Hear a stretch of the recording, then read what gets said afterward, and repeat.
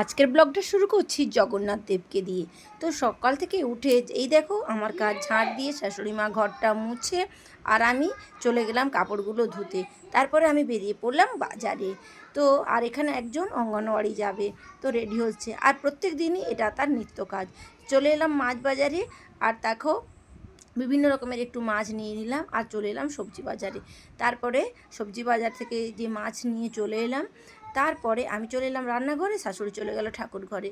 তো এরপর আমরা ঠাকুর আনতে যাচ্ছি, রথ আনতে যাচ্ছি, কিন্তু দুর্ভাগ্য বিষয় রথ পেলাম না।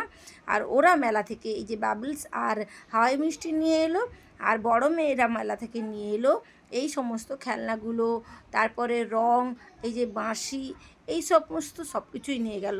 তারা গেছিলো তার দিদার সঙ্গে, অর্থাৎ ঠাকুমার সঙ্গে, আর ছোটো মেয়ে গেছিলো তার বাবার সঙ্গে। তো দেখো এইসব জিনিসগুলো মোটামুটি এনেছে। আর মেলা মানে তো পাঁপড় ভাজা, পাঁপড় ভাজা ছাড়া কি মেলা চলে?